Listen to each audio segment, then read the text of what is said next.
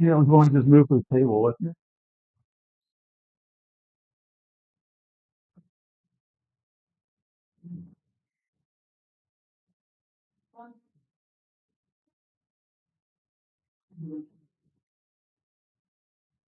Boy.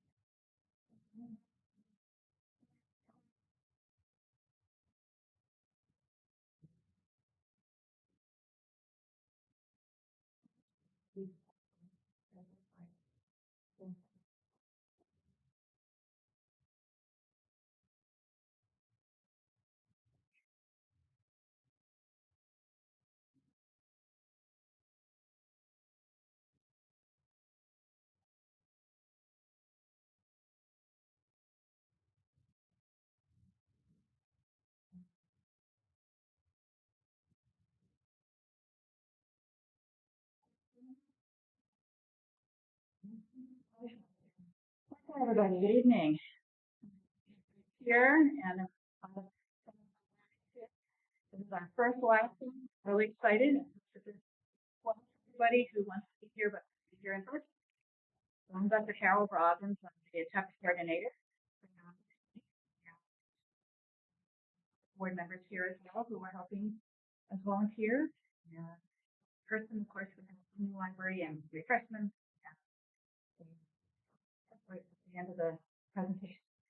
But just one minute, something else before sure. Podium here. For those of you that may not realize that we have the International TED Conference takes place at 17th. You can still sign up for it and have keep that in mind if you're interested in learning everything you can about ADHD and being part of the whole community there. It's really fun to attend it live, but it's also informative to do it first. So I wanted you to be aware of that. Any other announcements, guys? We have two virtual support groups still going each month, one for women with ADHD and one with ADHD. We have two live.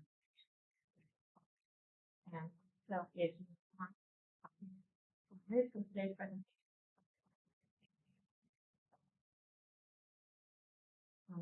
those online.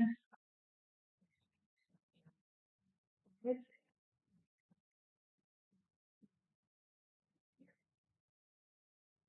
without further ado,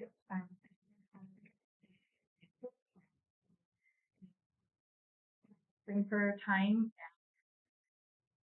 harm and interactive gifts and creative way of managing ADHD to all of us, because I think it would be a lot of fun to hear how to work with it and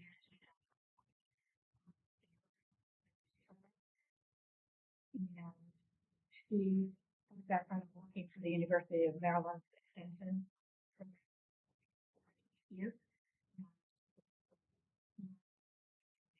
years, and before that, so a special education behavioral specialist in schools and has degrees in psychology and a master's in work. So he's going to you as someone who is deaf, but also has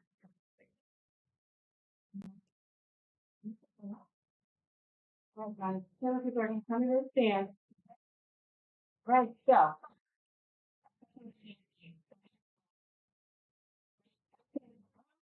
For me to focus, for me to stand. I'm going to do my best job. Huge part of all things ADHD and what we're trying to do. So, we begin, let's start with the shout out. Everybody that's trying, right? Trying. So if you're in the room and you're trying to do the best you can do, shout out to you. You made it here, you're sitting on the chairs, you're watching on the live stream. So let's just take a minute to celebrate. We are in this, made it on this fine Tuesday. You know, whatever we've all seen, noticed speakers, I've seen people coming from places, working later than expected, and all of those things. So shout out. Really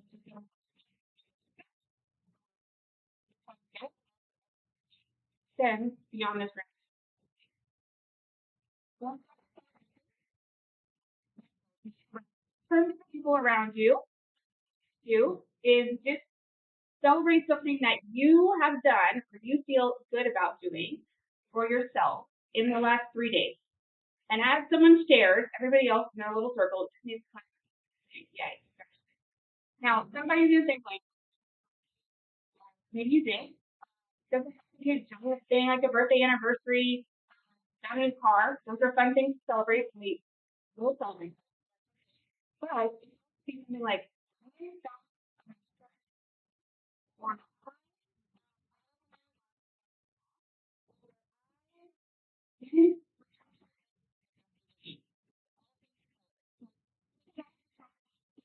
with one another. No.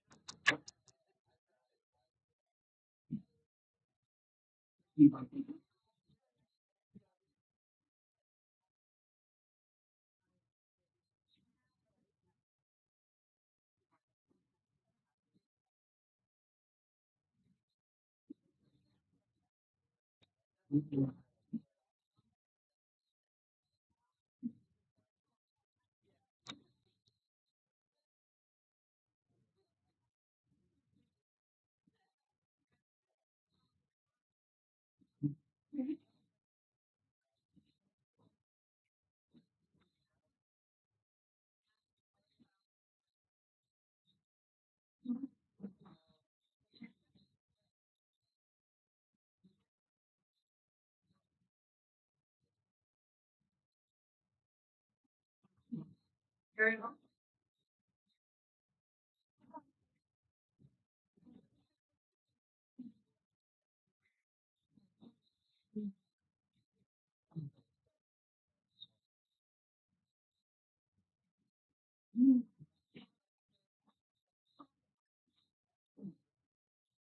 Can you share any?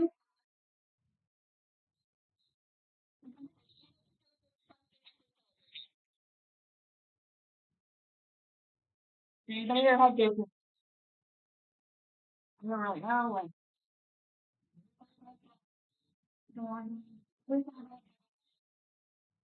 you didn't feel that? Like,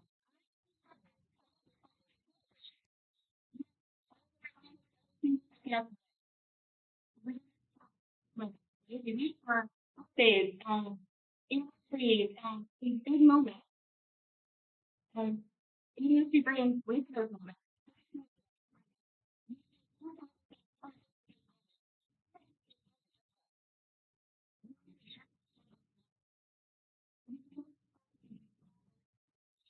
Yeah. Sure. You can ginger, you know, of the room. Really.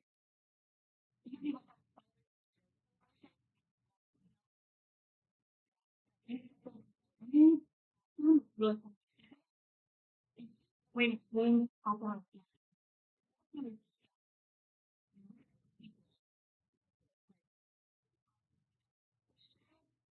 What?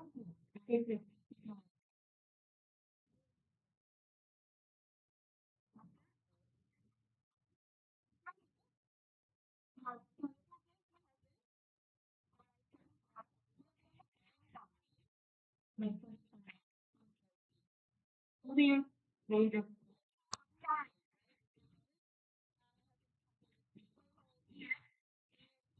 Being married,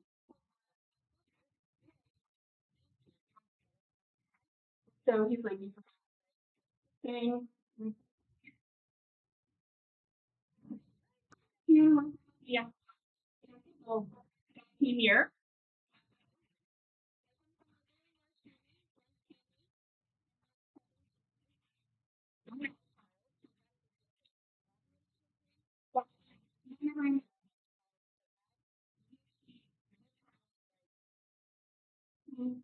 Yeah,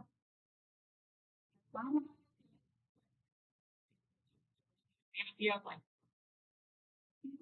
can be a little bit of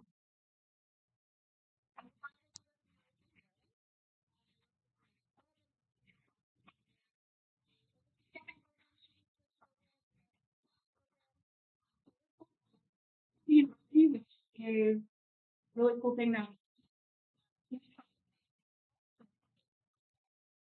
all of ADHD. Yeah,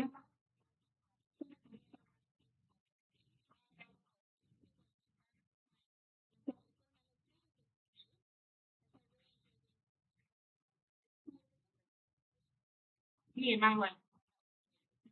You sure? You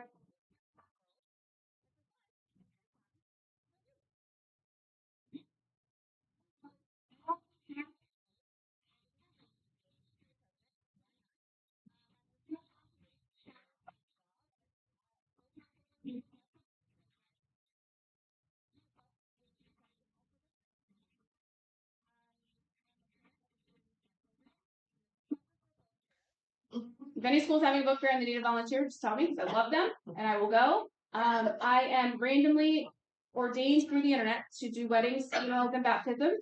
My friends wanted me to marry them, so that's also on my list. I'm an instructor for the American Camp Association and mental health first aid, adult and youth, and I'm an instructor in armed intruder preparedness. And so this is what I do with my spare time. Now, I tell you all of that not to brag. This is not like, oh my gosh, look at her crushing it. This is really important to remember as we go through the rest of the slides. In why is she overwhelmed, exhausted, saying yes to too many things, never has time to eat. This slide is a really good thing to remember. And so as we start to relate to why are we exhausted, why can't I find time to exercise, why can't I sit down and rest, let's start thinking about the things that we've said yes to that maybe someone else can help us with. And really, at the end of the day, this is ridiculous. Like, I know that. I'm working on it. No judgment from the room. All right. So what does ADHD look like for me? Clearly, Wonder Woman.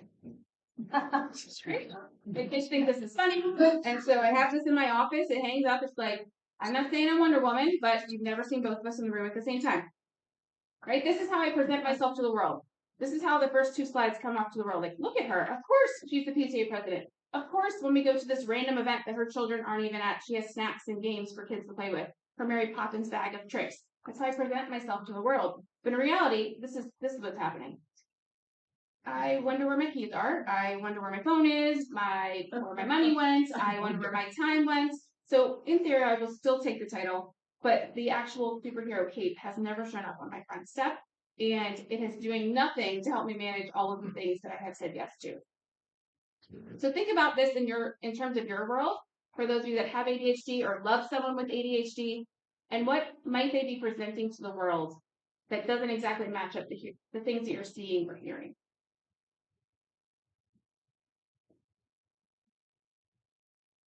So another thing about me is that I have really big ideas, lots of them, and they're really good, really great ideas. And most people that hear my ideas are like, that's amazing. You should totally do that, because I'm the one doing it. Like, they have Wonder Woman on their team. Wonder Woman's going to take care of it. So, this is just some of my really big ideas where I thought that buying snacks for 737 children to eat every day after they took their test with cute little labels, I have someone that can vouch for that, in the room was a great idea. So then I had to fit them in my car because the big ideas don't come with a plan. So we needed them on Friday. So there I was on Friday morning at the Costco with all my stuff, and they fit. And it was awesome, but the children didn't fit in the car with them. So that was another plan we had to figure out. And so all of these big ideas come. The creative ADHD brain is magic. The light switches are going off. And we're like, I'm going to do this. This is amazing. This is how I can get it done. It's totally going to be okay. And I have plenty of time to do it. So think about time. There's a few more. Right? I can totally, I needed to take pictures in front of this garden and it was really overgrown. So I thought, what, on a Saturday night, I could totally weed the whole garden. Don't have any gardening experience at all. But if you go to Home Depot, that suddenly makes you an expert. Right? And then your husband has to come and grill. And your children. This picture is very fun. That is me stuffing snack bags for an event from my car when I showed up an hour early for my therapy session. Wrong time. No judgment. Right? So I was like, hey, look, I have all this stuff in the car. I actually got it done early because I was early.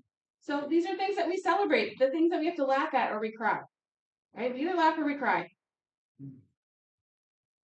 But behind the scenes, what does it really look like? The stress, the overwhelm, irritated, I'm snapping at people. What's happening? Not sleeping. I can pretend like I'm sleeping, but I'm not sleeping. Or I'm not sleeping well. Emotional eating. So my friend is food. Everybody has a thing. I wish my thing was exercise. That's not the thing that gets me through. I'm like, chocolate, candy. All of those things are happening. So then that leads to gaining weight, which makes people unhappy. Then I have this negative stream of self-talk, just constantly on play. What are you doing? Aren't you getting that done? Why are you being so lazy? Then I just stare at the computer screen, begging myself, just hit send on the email. Why is this so hard? Just pick the email and hit send. And if someone on the outside looking in, that seems like a ridiculous thing. Type the email and hit send. I do 100 of them a day. Well, I start 100 of them. Okay? They all line up. And then I go to the end of the day, I'm like, look how much I've gotten done. Absolutely nothing. I haven't sent a single one. And so this started to feel very hard. I was putting on this big show, Wonder Woman show for the world, and I had built a life of running from thing to thing to thing, saying yes to so many things, which allowed me to be so busy that I did everything in 15-minute pockets. And so for those 15 minutes, I could do things. Then I had to run to the next thing. And so everyone was like, oh, look, she's going from meeting to meeting to meeting. She's got everything together. She's keeping it, all in flow. And really, this audience was watching like, look at her go. And then the pandemic hit. And the audience went away. And all the people watching and all the things that I could jump to from place to place to place to place stopped. I was at home and people wanted things from me. And I didn't have 1,000 excuses and I didn't have places to be. And so all of these behind the scenes things started to creep in. And I was feeling resentful for people that could get things done. And I was feeling unable to enjoy anything. And really at the end of that, I just didn't do anything to take care of myself. I was taking care of everyone else. I was like, pandemic, here we go. I can do virtual learning. I'm going to crush it. I'm going to make desks for everyone and everyone needs pencil holders and, because I do crisis situations really well. And not only am I going to virtual teach my kids and work full time from home. Come on, nephews, come on over. Let's do it. We don't have a whole school in my house. And then I would sit down to work and not be able to pick one thing on the list. Not a thing. And so it was at that point that I'm like, help me. Something is wrong. And so my husband is a very kind person. He's very animated and very funny. And so I tell you that as you imagine this conversation. I love books. I love self-help books. I love all sorts of books. This table, like, it's the happiest thing in my world right now. Like, I would just walk over. If somebody were like, oh, I read a great book. Impulsively, my ADHD was like, put that on the Amazon list. We need that now. So I love books. I read a lot of books, listen to a lot of podcasts. And so I said to him one day, babe, I am pretty sure I have ADHD. And he said, who told you that? What did you read? What have you been watching? And I said, well, Mel Robbins. Some of you might know Mel Robbins. Her and I are friends. Not really, we should be. She got diagnosed with ADHD later in life, and she did this whole thing about how in women it looks like anxiety, and then we were just brushed off as having anxiety, and maybe we have that too, but we got passed over for ADHD, and I am certain that that is what is happening. He's like, okay. I was like, let me tell you all about it. Here we go, right? I'm telling you all about it. So he goes on his way, listens to me, indulges in my latest trend of reading. And then about 2 weeks later, he comes back and he said, I think you have ADHD.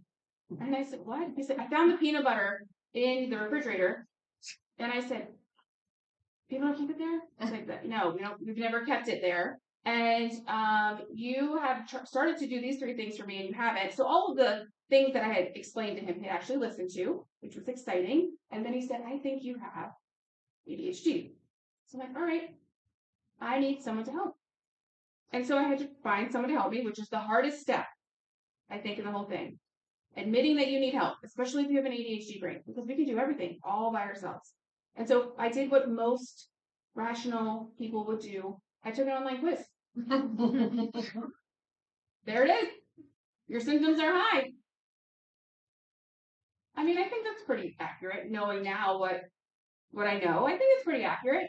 But again, I needed to find someone to help me. And so I went in and got a test and got the sheets that you take and you circle the answers. And I don't know about anybody else. That was very stressful for me. I had to take breaks. I was like looking around to see if anybody was watching what I was answering. I was in my house alone. It was the pandemic. There was no one watching me, but I felt very judged. Why does it matter if you wait till your car's on E before you get gas? Why is that a problem? Like, not everybody does that. And wait, what do you mean?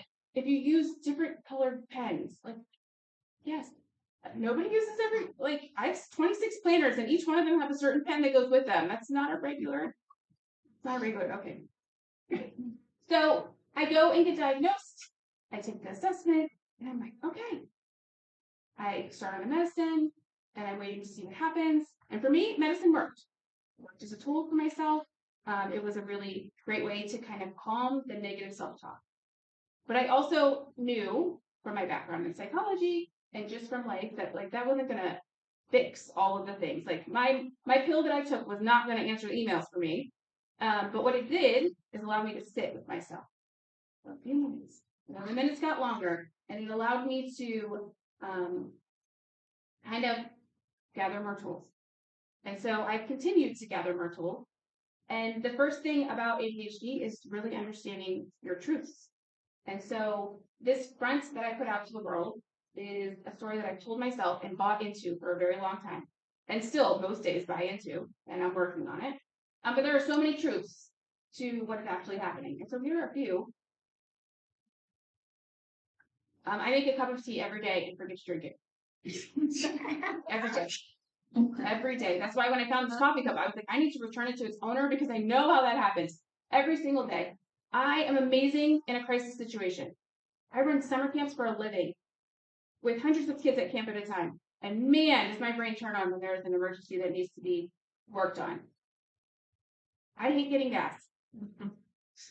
There is nothing that makes me love my husband more when I come home with an empty gas tank and I get into the next morning and it is filled. Like, don't buy me a Christmas present, just make sure my gas tank is filled. I hate it. I hate getting gas. I picked a graduate school that didn't require a thesis. It's something I didn't realize until after I was like, oh, it all makes sense. Writing anything feels hard. You will notice that my slides are filled with pictures. I don't like to write words. I'm not comfortable with grammar, spelling, all of those things. It feels hard. I am a person that people come to talk to. It's like a magnet. She will listen, and I will, and I love it. And I take it all in, and I help fix it. I have big emotions, which sometimes lead to big reactions, especially when I feel like other people's emotions and level of emotion aren't matching mine. Like, this should be a bigger deal, or this should be less of a deal. I am the owner of way too many purses and books. The next time I come, I'll bring a purse and we'll put those books. I am a giver and I say yes way too often. I see people when they don't see themselves. It is a gift that I love having, but sometimes it's a burden because I feel like I need to make everyone see themselves. But I love that part. I am on point last minute. So full disclosure, I finished about 20 minutes before I got. Right? That's how I live my life. I'm on point when there's a time crunch and we are in it. That's when I work best. I can give a talk about most things. I learned public speaking as a kid, and if you said, "Hey, I have 2 candy bars and a bottle of water, and I want you to teach about climate change," I could figure it out pretty quickly. Would it be accurate? Not necessarily true, but would it be entertaining? Yes. And I got a degree in psychology, finished all the extra credits in order to have enough to sit for the licensing exam. And then printed the application and was like, ooh, this seems like a lot. I never did it. Never did it. That was 12 years ago. And guess what? After life things happened, I went back to school because my 12 credits that I took after my master's degree were from a college that no longer exists. You can't get a transcript for that. So then I started over. So that's what we call an ADHD tech. And I started over and just finished again, and still the application is sitting. So at the end, I'm going to give you all my email address, and what I need you to help me do is send me emails every other day. Say, did you turn it in? Did you turn it in? Did you turn it in? And we're going to help each other get through that hurdle. I am jealous of people who can say no, and that's where some resentment comes in. Or I'm like, oh, it must be nice that you don't have to spend 26 hours stuffing candy into bags. I'm a people pleaser, which I'm working on. I'm 100% an enabler. Why can't my kid tie their shoe? Well, because I tie it for them every time because it's faster and it's more efficient and we need to get out the door because we're late. I am really bad at asking for help. Full stop. No explanation needed. I am really good at expecting people to know that I need help. I won't ask you for it, but you should just know that I need it. And when you don't know that I need it, then I'm going to be resentful towards you and be upset. I hate calling people on the phone. Talking on the phone feels hard. Text messages are easier. I am triggered by being late. Time is a trigger for me.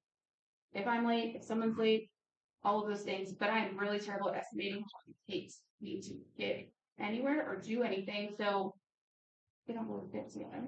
I file things in piles, which to some people looks really messy, but I know what it is. It's in the third pile from the left, and don't touch it or it'll fall over. I'm easily distracted.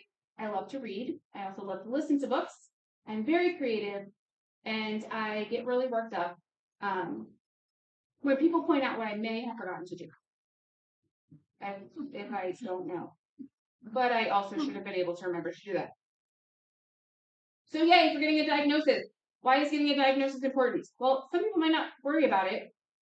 But for me, it was so many like aha moments for why I had been doing or acting or why things just felt so hard. It helped me work to shift from trying to fix myself to learning who I am. Like, this is who I am, and let me figure out how to navigate the world in that way. I'm not a problem to be solved.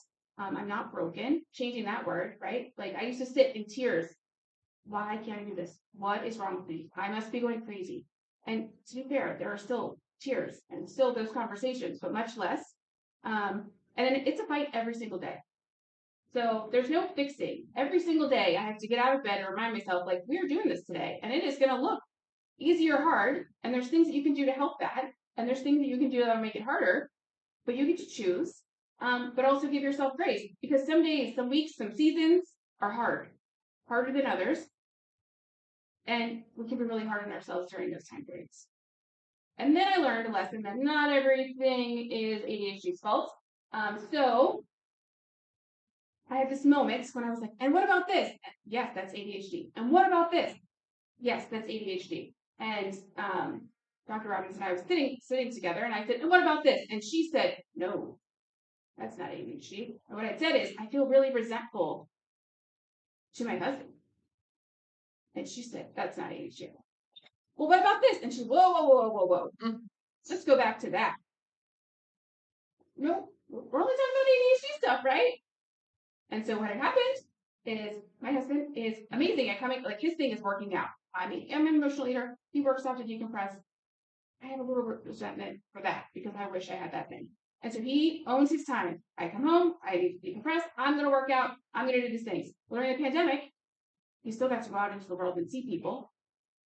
And then he would come home and he would work out. Well, I clearly need a break from these children. I'm trapped in here. And did I ever communicate that? No. So we were having this discussion about if you needed to work out, would that be okay? If you needed to leave, would that be okay? And I said, yes, but he should just know. He should just know that when he comes home, he should just do all the things. And so it was reflected back to me that I was feeling like I wasn't being seen, right? That's a big theme for me in ADHD and maybe others, that I'm not being seen. I'm doing all of these magical Wonder Woman things, and where is my trophy? But I don't really want a trophy because I don't have time for you to stop and give me the trophy, but I want to be seen. And so some of that comes up for these moments where I'm doing all of these things, and I feel like no one sees me right now, and I start to feel resentful. Mm-hmm. And so in that moment, what I was expressing is that he wasn't seeing that this was hard for me. And I will never forget this day. It's the first time I ever called in therapy, when she said to me, you are expecting him to see you, but how do you expect him to see you when you don't see yourself? This moment of like, okay, I don't really like you right now.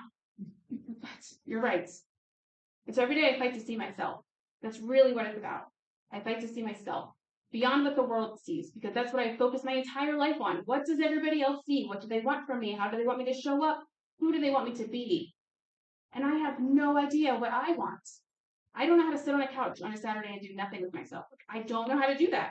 I don't know how to just have fun without expectation. And so that moment was really a moment for me of like, beyond ADHD, who am I? Who is this person that for 37 years didn't know that this was a thing that was causing every moment to be hard?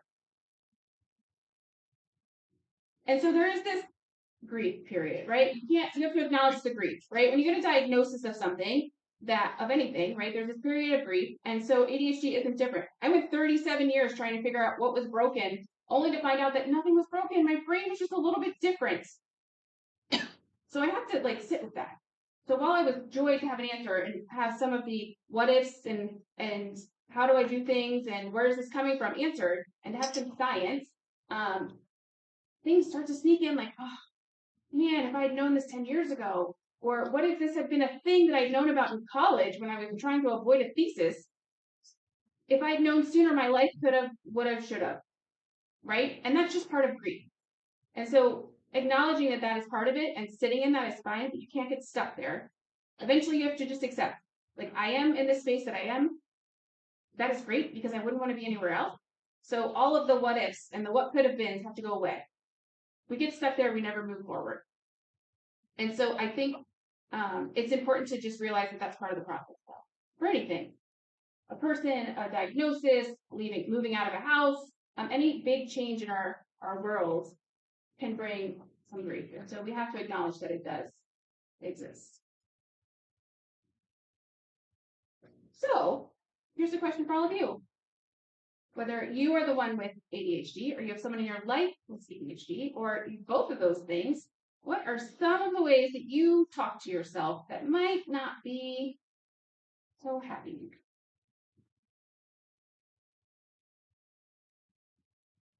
You want to say something? If you are comfortable sharing out loud, that would be great. If not, you can internally think it.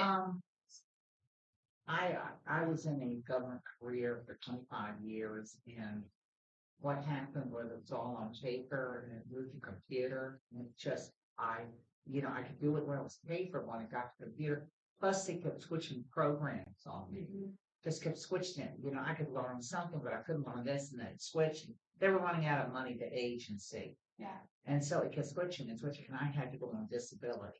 Yeah. And just even though I'm happy on disability, part of me thinks, oh, if you had tried harder, maybe you could have learned it, maybe you put all your strength into it, And obviously, even if I stayed, COVID would have shut the agency down anyway. Right. And everybody had left when I was there.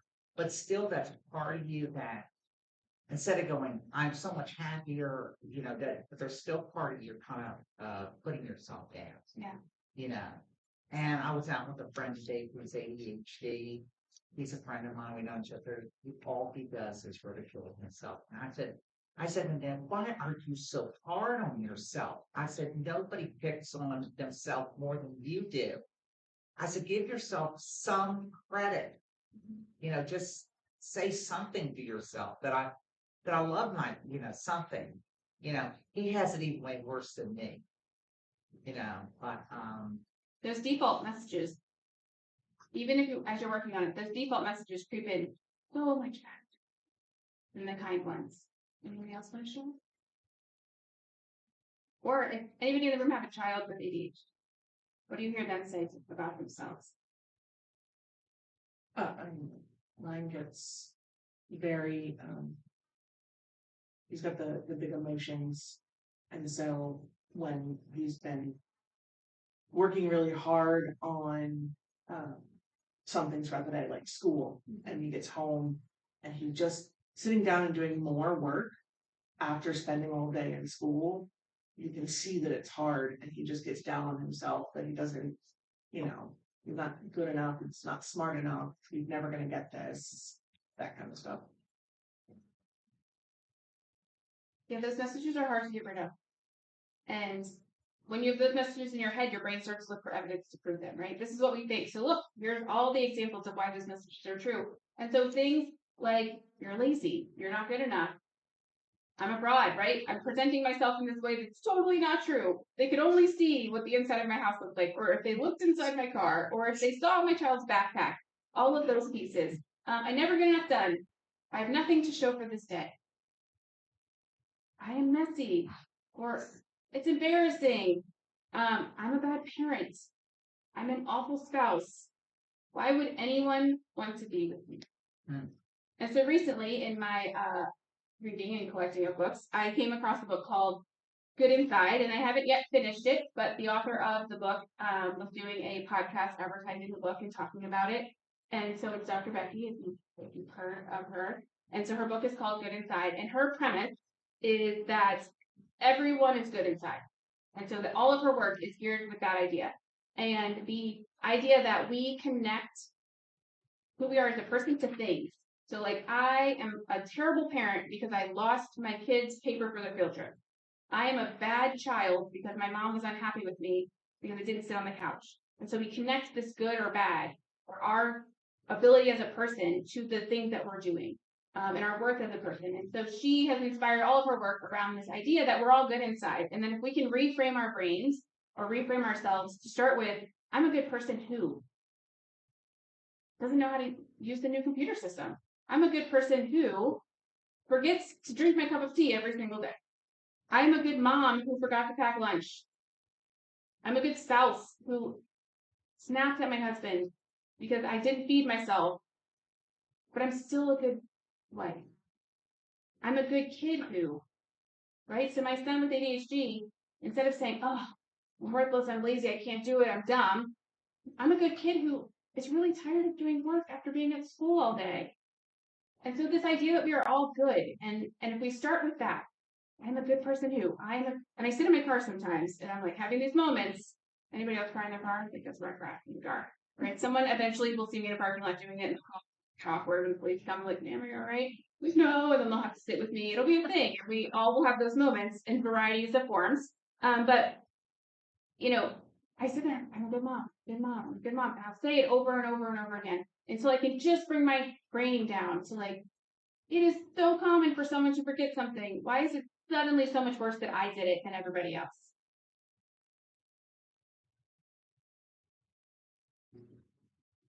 All right, so let's talk about symptoms. So I told you all of my truths and things that I was hiding. And so just take a minute to like circle around again and talk about some symptoms, either that you have or someone in your life with ADHD has, that they initially or maybe are still hiding or trying to not let people know they.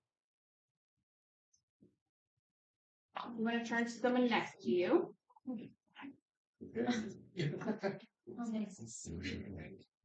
So symptoms of ADHD, so for example, maybe it's like you don't like people to know that you're always late, so you show up an hour early so that you're not late. Or you don't like to answer emails, so you do it at night. Help you. Those types of things that maybe people don't know that come up for ADHD that might still be hidden.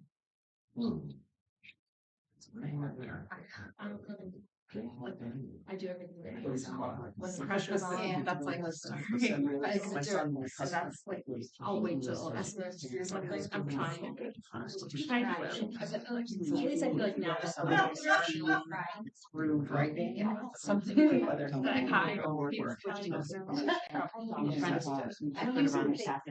Some assessments over. kind of more. Yeah, rewrite the same thing. Yeah. Yeah. Just for me, I'm just, you know, getting that. Yeah. I don't know. Everyone sees And so people come in like, yeah. We're just taking it away, I can get over. He doesn't, yeah. I feel like I'm destructive. So disabled kind of So it's just maybe he's hiding like, just hiding the whole experience. Yeah.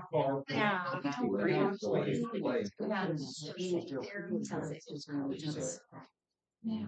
irrelevant. He thinks, I don't know. Or missing out. Is it like, does he interesting? And pick up excuse my health a little bit cheap for that. Because like, Yeah. he was in school and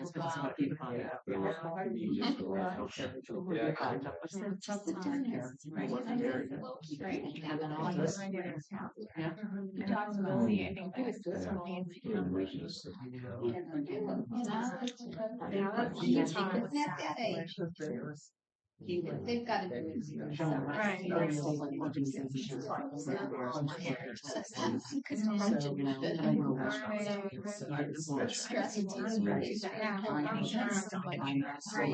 It's just routine. Yeah, I was. I knew something was wrong. I didn't know what it was wrong.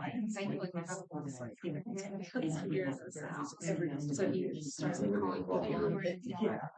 Yeah. And it's like in the last meeting, 5-7 minutes in my house. And so I was like, oh my God. Somebody did but I think it was like, I think it was like, maybe I actually maybe the questions are being right. So I started searching, but it's really good. Yeah. Yes. So- You know the one. Right.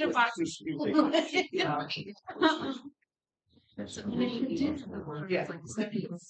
We're just like. And We'll let you finish your last thoughts and then we'll dive back in. So this is not a new term, but it's like masking your symptoms. And I was listening to great conversations and some people saying, well, I've had it for so long, but then I just started to talk, oh, well, maybe I still am hiding this thing or not as openly sharing this thing. And so for many, it's pretending to be extrovert when they're an introvert, pretending that they're not uncomfortable in rooms full of people, talking slower, very fast talker. I talk as fast as my brain is thinking, and I have to remind myself, you're giving yourself away. You know, just trying to overcompensate. Like, I'm going to say yes to all of these things that you don't know that really I'm struggling with the workload that I had prior. But if I keep saying yes, you're going to think that I'm amazing, and then you will know that I can't do all of the stuff on my list. So I think that oftentimes we feel like some of the symptoms that may come up for us are happening in a way that people are then going to say things about us. They're going to judge us. And so we have this idea that we really care about what others think and what they're thinking about us. And so we focus on trying to change that narrative. So if somebody knows this about me, then this is what they're going to think. When in reality, they probably don't really notice or care as much as we think that they do. And a conversation about this is what's going on for me. Is it possible for someone to help me, or can we adjust it? Or this is why this document that you want me to fill in isn't really meshing with my brain. Like those conversations are really helpful once we get past all of the ideas about what we think someone really cares about. Because we have built up this major picture in our head of, oh my gosh, if they know, then this, that, and the other. And we're filling in lots of blanks for people that we haven't even given the opportunity to learn and know about what's going on for us.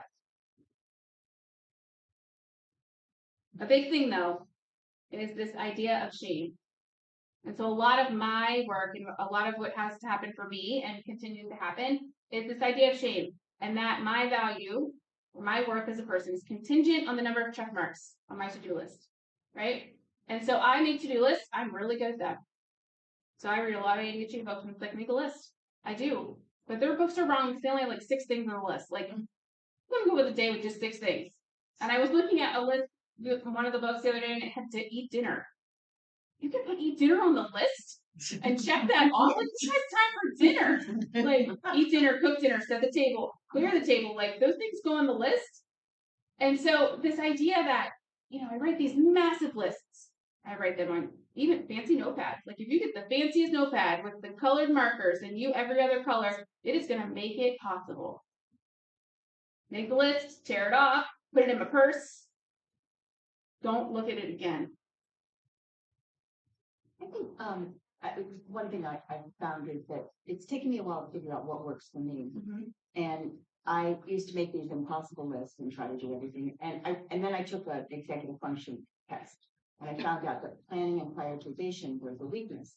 So the prioritizing became important. So I have like a running list of calls and a running list of errands and a running list of cleaning tasks. And then I have a daily list, and I pull from that daily list and I stick it on there or I put the date, I think I had to put the date that I might get to it by. But I'm starting to prioritize, which was really exciting. And I sometimes the narrow vision of planning on a phone is too much for me. So sometimes I have to externalize it and put it on a piece of paper. So that's where a long sticky note comes in handy, or an index card. Because sometimes I have to externalize it because ADHDers have problems with their vision. Yeah. And a lot of people don't know that your vision is very much affected by it. And so, because I couldn't for the longest time realize why I abandoned written stuff and went for this, because sometimes I can tolerate, and then times I have to abandon the computer master list and go to a paper. So having both is okay, And that's not duplicative. It's just a way to, like, if I'm on the run, I'll take and pull that sticky paper or the index card and take it with me. Or I have my phone, I can always look back at. But and switching back, and I'm the same paper. I have to print it for whatever reason. I can't look at the screen. I have to print it. I have to write it. That's the way that it sticks in my brain. Yeah. And with meeting notes, all of those things are on the paper. Yeah. Hi.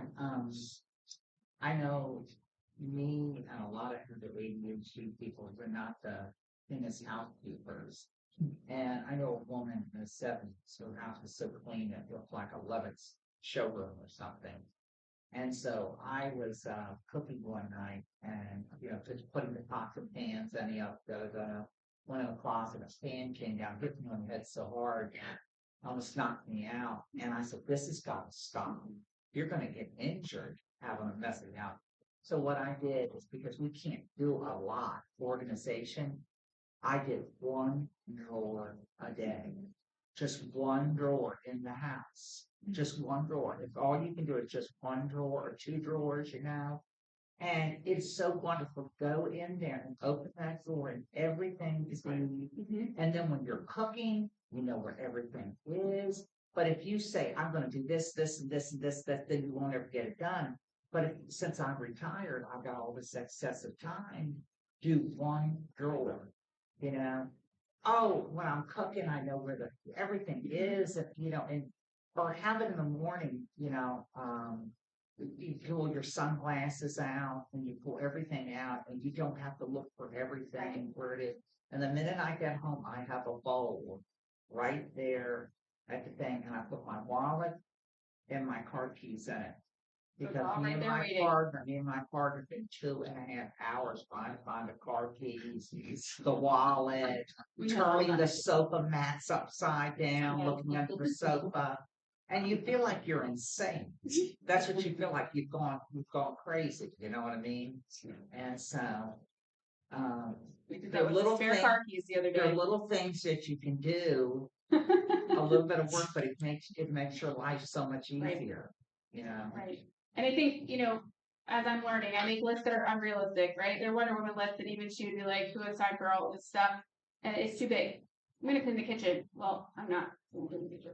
But I could do one drawer. I could pick the top drawer, and that's going to go on my list. Yeah. And this will be a work in progress forever for me. But I think the point that I'm trying to move away from is it has nothing to do with my work. I get to be a human, right? I get to be a human, and my worthiness is not contingent on any of those things. And so that is the biggest challenge for me as I approach every day. And so that is why I'm triggered by someone telling me that I haven't done something. When someone's like, did you get to do this? Immediately it's like, and it triggers that's not a check mark on my list. There we go. See, this is a thing I haven't done. And this is why celebrating finishing something is so hard for me. Because I move on to these massive events or these massive conferences or those types of things, and I will walk out, and instead of being like, that was amazing, I'm like, all right, what's next? And so it's exhausting. It's this hamster wheel of movement, and a lot of it stems from shame and feeling as if I don't do this, that I'm not good enough, or people will know, or I'm going to make people upset. And so I think that a lot of the ripples of that then lead to being stuck, or not taking care of myself, or not prioritizing or time to rest and engage with self-care. And so that then has an effect on my relationships with people. And so that leads us to marriage and ADHD. So my husband will tell you that he is unofficially diagnosed since 2021. He's diagnosed himself, is what he says. He's given himself a little OCD as well, and I don't disagree with him, but so I would guess that we're married and we both have it. So here's my tips for marriage.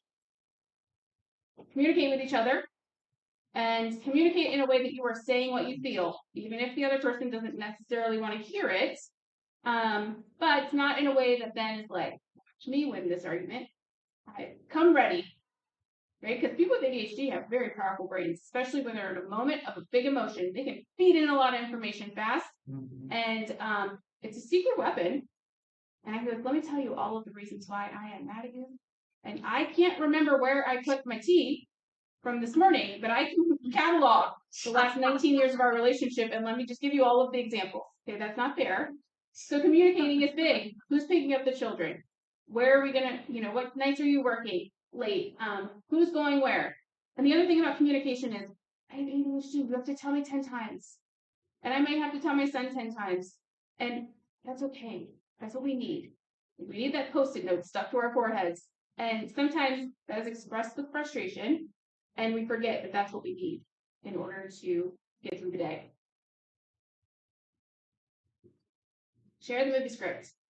So one of my other friends that doesn't know it yet is Brene Brown. And so she wrote Atlas of the Heart. And if you have not read that book, it dissected all of the emotions that we carry. It is a powerful book to teach you about words to describe how you're feeling. And one of the things she talks about is this movie script, or this idea that we kind of come at each other when we have built this picture in our head of what the weekend will look like and who's going to do what and the parts they're going to play in this movie, right? This idea of our weekend. And then we get mad when people are not playing their parts right. Like Saturday morning, we were all going to get up and we were going to clean our rooms. And then we were going to want to go out to lunch together. And it's a beautiful day, so we're going to take a walk. And then we're going to come back and we're going to read our books. The minute that starts to not happen, this ripple effect of like, everything is ruined. Why do I even bother? Why can't people follow the plan? No one cares about what I want. The key to the movie script is you have to tell people the parts that they're playing.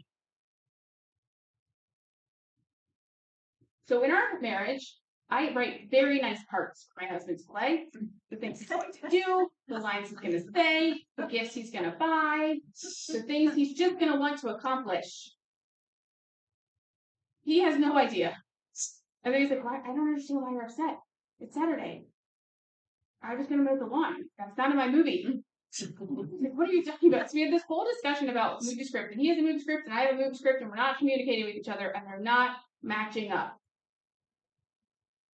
And so we will often call each other out now, like, what part of the script is this? What line am I supposed to say? Do the kids have parts in this that we need to tell them about? And until you do that, you can't sit in this place of disappointment. Until you share your expectations, how are people supposed to know what you want from them or what you need? Advocate for what you need. If you need help, you have to ask for it. If you need someone to do something for you, or you can't get it done, you have to tell them that. Again, that's that expectation piece. You don't share what you need or what you hope someone will do. They're never going to just say, you know what? My wife probably needs something from Target. I'm just going to stop there and call her from the Target parking lot and say, hey, what can I get you? That's never going to happen. If we want them to stop and do something, right? What was that movie where she said, go get 6 lemons, and he came home with 1 lemon and was like, why would anybody need 6 lemons? And then they broke up over the lemons, right? He wanted an explanation, and she's like, just do what I tell you to do. It's just this breakdown in communication. Which brings me to the full stop. Sometimes we want to have conversations, or we want to express a feeling, which is very important. We need to express it and then full stop. We're always in those moments of like, just add an extra like dig. We don't need that. Like, thank you for bringing home the avocados. But, nope, full stop. Thank you. Full stop. We have to catch ourselves in those moments. And the other part is to start to talk to each other about when you should have full stopped and you might not have. I got that last night. I think right there is where you wanted to full stop. I was like, nope, I did it. He's like, stop. Great. Love and respect and understand the love language that each of you speak. So there's the 5 love languages. Some people have read it. It talks about how people receive love. Some people are acts of service. Some people are affection. Some people like gifts. There's just 5 categories. And there's also a version for kids too. And it's a really great way to understand how people receive love. So my husband's is acts of service. So he knows that on Father's Day and his birthday, we will clean the whole house. Makes him so excited. Like he loves that. Like, don't buy me anything. Acts of service. Awesome. I could care less. Like, buy me a gift, right? Like, show me some love. And so it brings us this idea of love and respect too, which is another book. Names of books here. And so the idea is that men like to see respect. They like to feel respected. So when they do something, they like for you to say thank you. Like, oh, thank you for picking up the kids. Thank you for taking out the trash. Thank you for letting the dog out. In my head, I'm like, no one thanks me for doing those things, right? But I don't need that. I just need someone to show me, well, like pay attention to me, see me. That's how I receive love. The thing is that if my partner doesn't feel respected, then they're not going to see me. And if I'm not seen, I'm not going to show respect. It starts this vicious cycle of like, I'm mad at you, you're mad at me. No one's really mad. We're just not taking the extra minute to say, thank you for doing that. Thank you for making dinner tonight. Thank you for picking up the kids. So we've started this thank you in our house, and we've, the kids have caught on. It's like, thanks for dinner, thanks for picking this up. And it's just this way of even with inside the 4 walls, of lowering this idea of this is what we just expect mom to do and dad to do and kids to do and those types of things. And so really getting at, if saying thank you for taking out the trash makes him feel better, then I can say thank you for taking out the trash. Even if I don't want to, or I don't think they really should get a thank you. Because if you said, thanks for getting the kids today, I'd be like, what is wrong? Right? But it would feel nice, even though I would not full stop. And I'd be like, what? Why are you saying that to me? It's just nice to hear that someone has seen you and they've recognized that you've done something. And when that starts to happen, then in return, you will start to feel like you're being seen more. The other thing is the question that will most likely end our marriage is, what do you want for dinner? I have no tips for this. I have no tips. I have no answers for this. This has been 19 years. We were dating. We could never figure out what to eat. It was so bad. I made a little business card. I'm not sure why I didn't know I had ADHD. I made a little business card and typed out all the names of the restaurants and numbered them. And then we would spin a wheel. Whatever number it would land on, that's where we would go eat. Is this real? I'm not making this up. And then we'd be like, oh, I don't really want that. No opinion at all, but you don't want any of the idea, right? And so, I hope that we make it through this part, right? At the end of the day, though, it's really about having fun and laughing and being in a space where you enjoy each other, but you also grow with each other. And so 20 years ago, I was not the same person, and neither was he. And that growth journey has to happen together. And if I stop introducing myself to him every day, he will not know who I am. And so it's my job to say, hey, this is who I am today, and this is what I need. And what are you needing? And how do we work together in this journey? Because we don't have a little card anymore that tells us where we're going to eat. What are we doing now? What are we doing with our children? What example are we setting for our children? And so that is kind of how we navigate our day-to-day, which brings us to the house. The house, right? This is a fun book. Gotta keep the house while drowning. All right. So some of the best lines from this book is oftentimes we want things to be fair in marriage, right? Like you do your part, or partnership, you do your part. Like it's not fair. I do this, you should do this much, right? That's not really what we should be focusing on. We should be making sure that the time to rest and recharge is equal for everyone in the house. You're never going to divide up all the work fairly. It's just not the way that our world works. Some days people are feeling better than other days. Some people's schedules work and operate in different ways. So it's not really about dividing up work in a fair way. It's about dividing up the rest. And remembering that rest is not something that you earn. It's something that you need. So we're not like, I'm going to clean all 3 bathrooms and then I get to watch the Hallmark Christmas movie. No, you don't have to earn it. How many people clean their entire house, do every piece of laundry before they leave for vacation? Why? I don't know why, but I just go crazy trying to get it. Yes, right. It's like we have to earn it, right? Like, I mean, on a random Tuesday, I'm not, oh man, I'm going to go home and there's laundry in the baskets. That's not really a thought that I ever have randomly in the middle of the week. So what about going on vacation and coming home to laundry in the baskets makes us feel so worked up, like we have to get it done? But we've attached it to this idea that we have to earn this vacation, that if our house isn't exactly how we would want it when we come home, that we couldn't possibly enjoy our time away. Guess what? Your house is cleaner when you leave for vacation than it's ever been in your entire being of living there. We just do these things to ourselves because we think that they're necessary. The other thing is that we have attached some moral representation of who we are to our care task, right? So she calls them care tasks, not chores. And we've attached some moral code to it. And if I don't do this, then I am a bad person. Okay, the laundry doesn't care if you do it or not. The laundry's not talking about you behind your back. The dishes in the sink are not like, oh, 2 days sitting here, terrible person, not putting the little star on the chart, right? We just start thinking that all of this matters, like, I'm not going to go to bed tonight.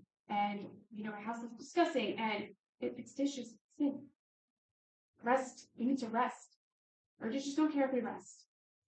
If you have to use paper plates one night so you don't have any dishes because that's what makes your heart feel happy, it's okay. If you are struggling, it is not your job in that moment to save the planet. If it stresses you out to rinse out the recycle containers before you put them in, that can wait.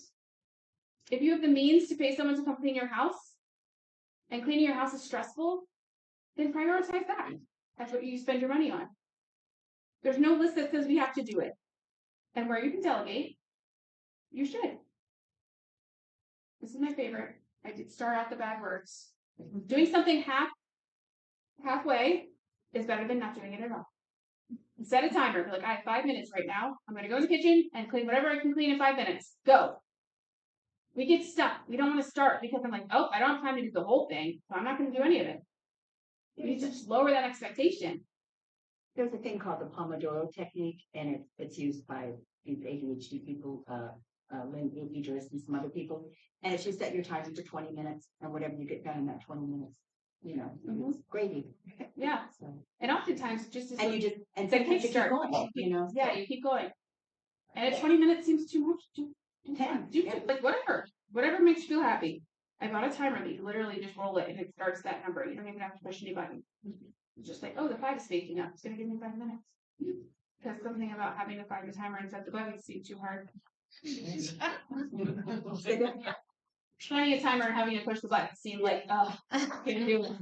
Can't do it. If that's the thing that's going to make me have to start cleaning the kitchen, nope. This was a quote from the book that I have used this a lot to get me motivated. It would be such a kindness to future me if I would get up right now and do this.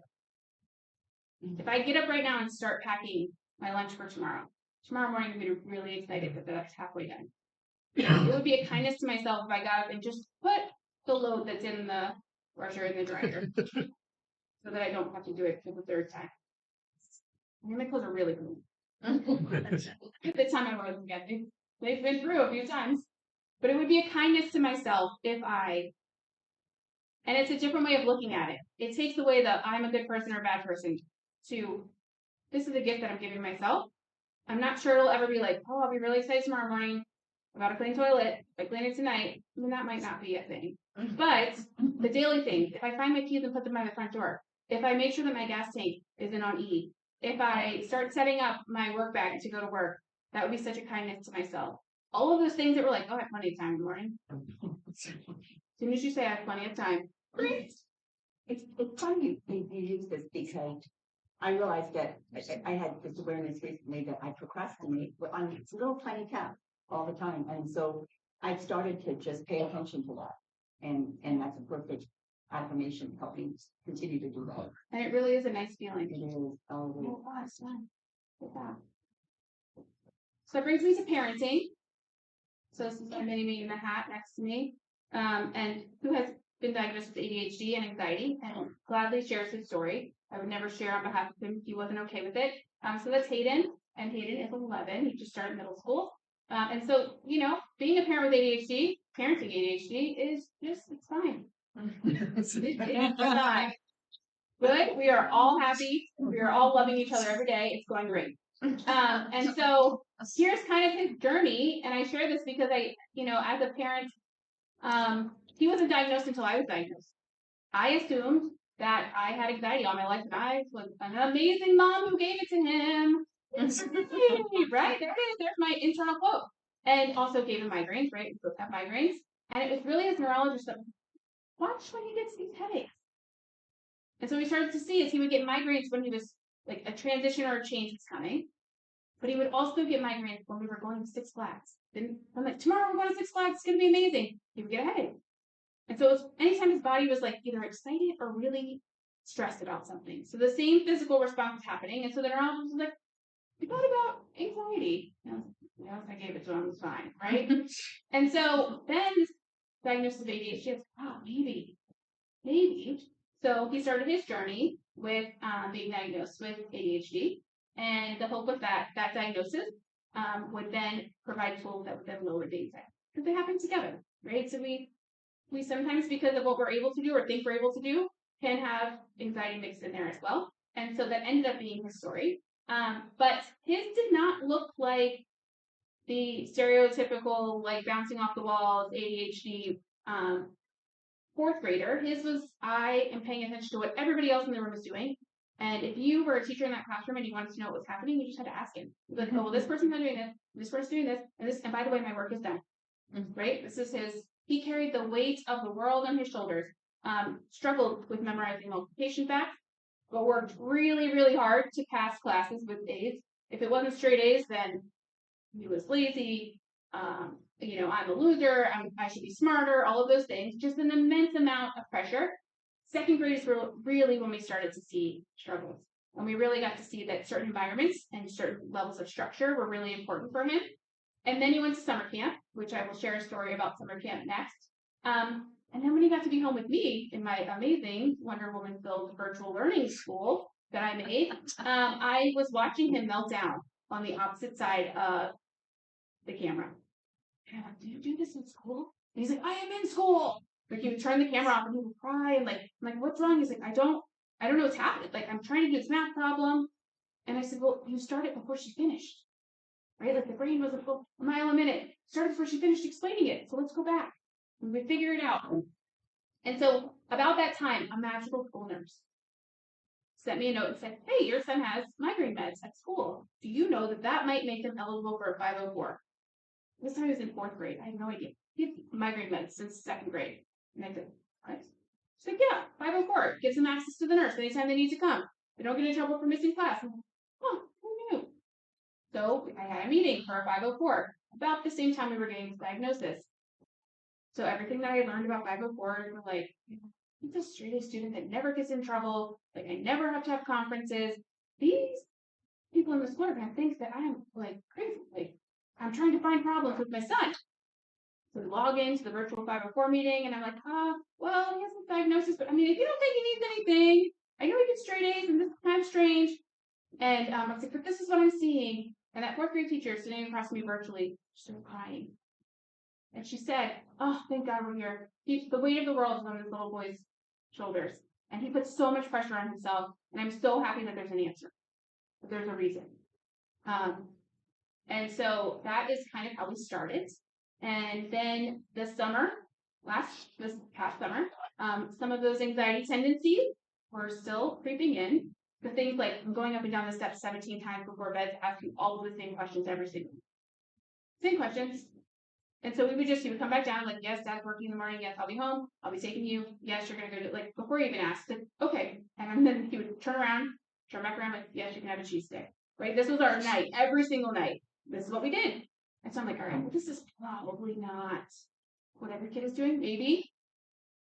So we dug a little deeper and we tried to adjust some ADHD meds. And eventually he found a wonderful pediatric psychiatrist who could balance headache meds with ADHD meds and look at this anxiety piece. And so now he's being treated for anxiety. He does take medicine for both.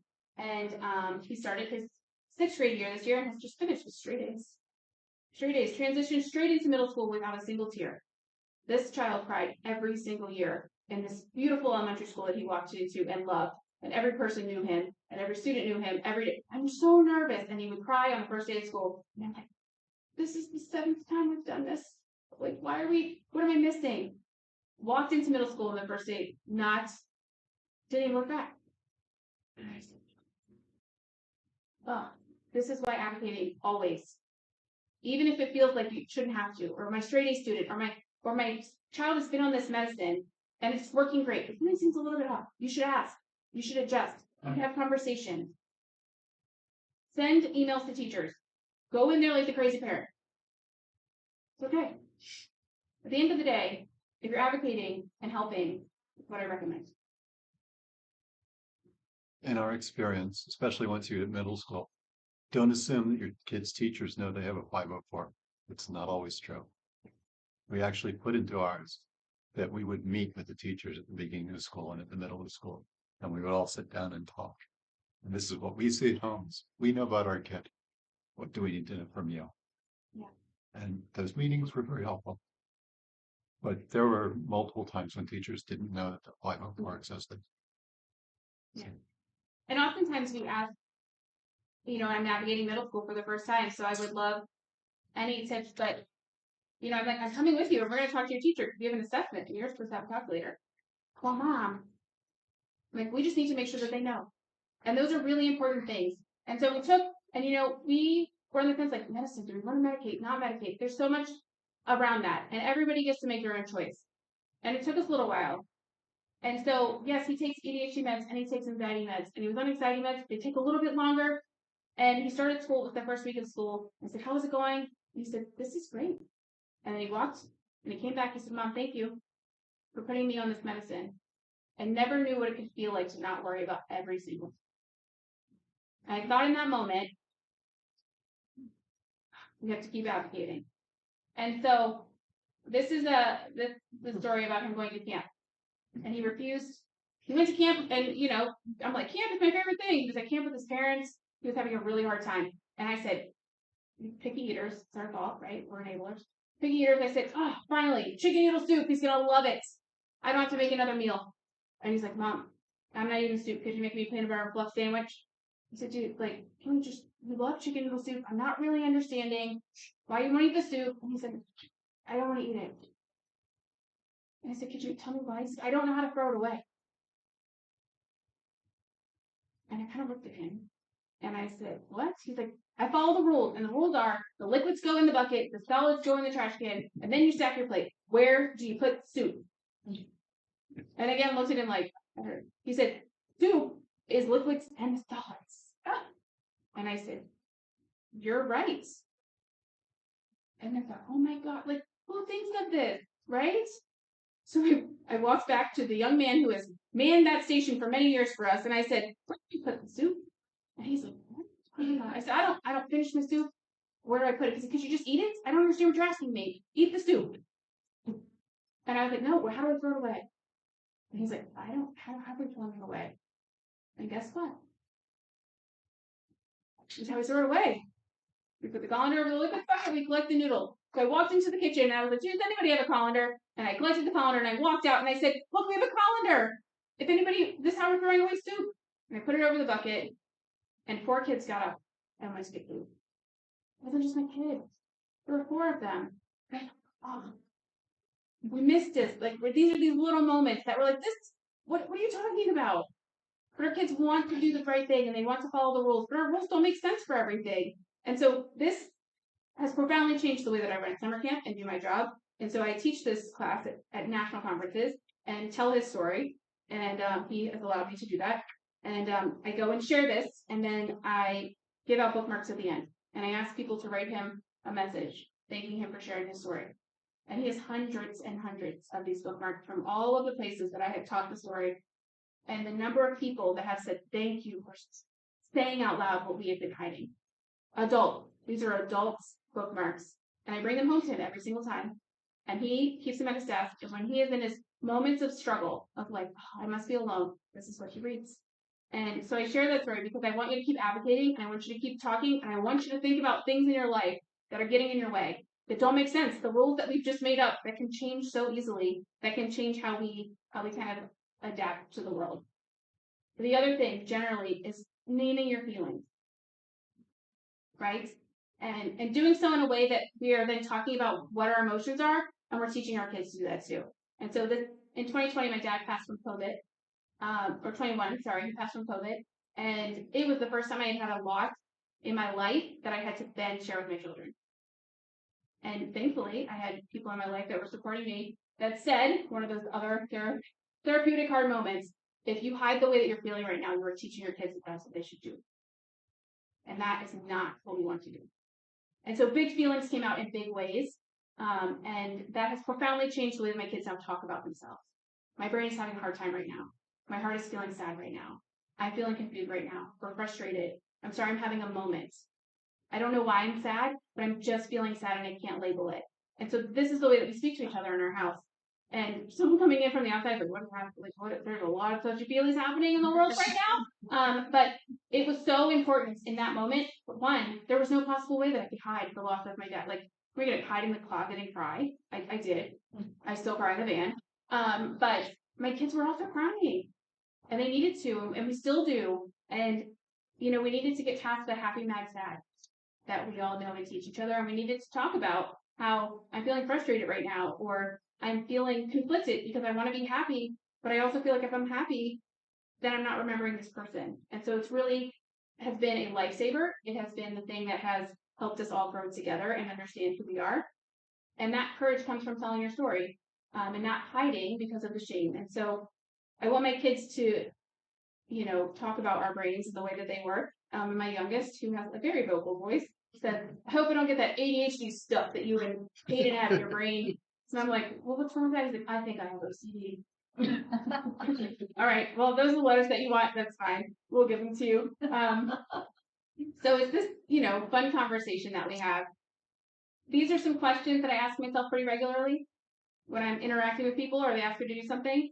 Is this mine to carry? What purpose is this serving? So if I say yes to this, what does it mean I'm saying no to on the back end? Because every yes means that you have to say no to something else. What would the things that I'm thinking or saying about myself right now be something that I would say to someone that I love? And so, we talked about all the negative things that we say sometimes. What can I delegate? What example am I setting for my kids right now? What is the next right thing? You can't figure out what you should do. What is the next right thing? In the grand scheme of things, does this moment really matter? All of the stress and energy, does it really matter? And then who can I connect with for help? So some tips along the way is to go outside, breathe in the air. Sleeping matters. Actual sleep for long periods of time matters. Journaling, and I found that I can only journal when I'm having a really big emotion. So to sit down every night and talk about your day thing doesn't really work for me, but if I'm really feeling it, I need to journal before I don't full stop. Right, so that helps. Cell phones out of the bedroom. It's a really hard thing to do, but it's magic.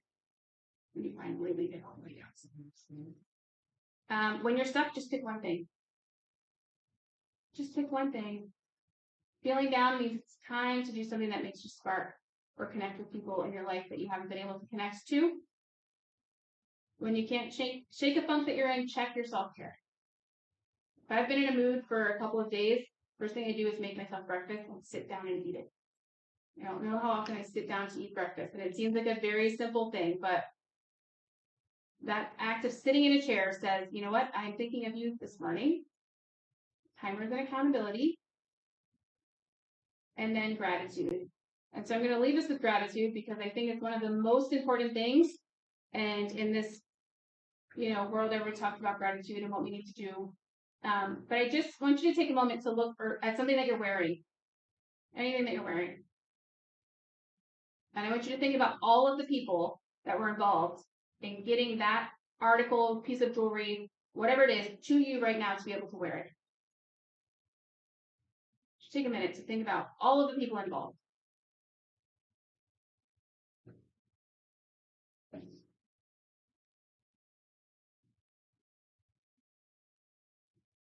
And so if you picked your shirt, right, what are some of the people involved in that?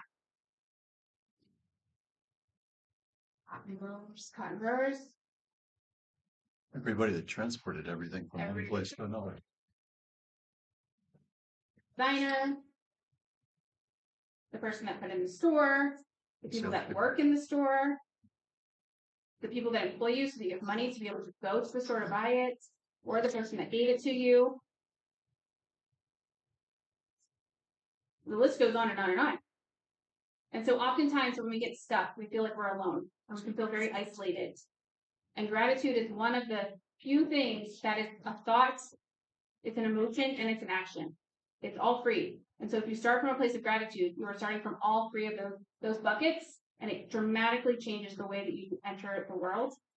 And there's millions of research studies that will show you that the effects of gratitude alone are higher than medication. And so, as I know sometimes like, oh yeah, gratitude.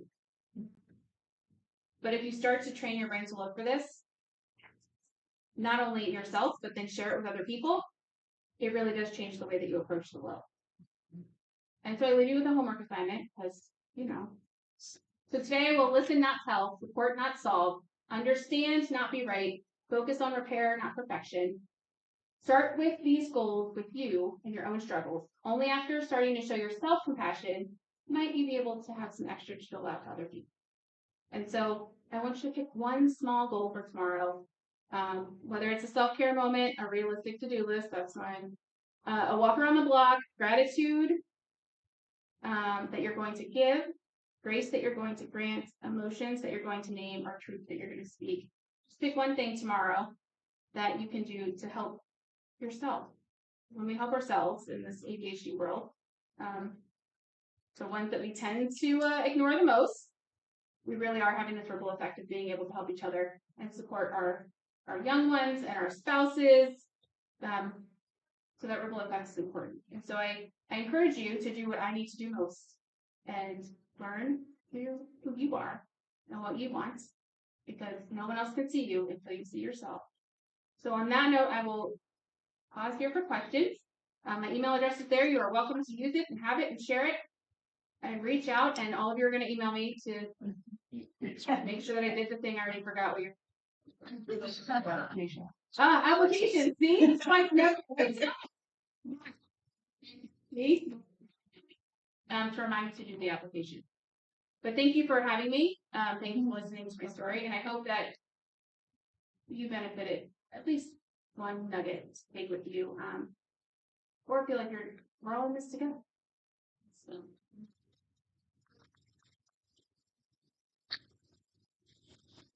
2 more minutes for questions if anybody has any or comments you want to share. I started thinking about something similar to what you were talking about earlier, where it would be really kind to me, if I did this. I did something longer term. A year from now, I'm going to want to remember having done. And it was for big decisions, and it worked really nicely because there were things where I was just stuck. And so it's like 1 year from now, 5 years from now, what do I want to remember having done? And it was a nice way to shift the viewpoint to think it made some things really clear. Yes, that's a great way to look at it. Well, yeah, those memories that I want 1 year from now, be able to say that I got to do and experience. And that in itself is a kindness. Yeah, it was a way to make decisions between things I was like I couldn't do. Yeah. So it worked well.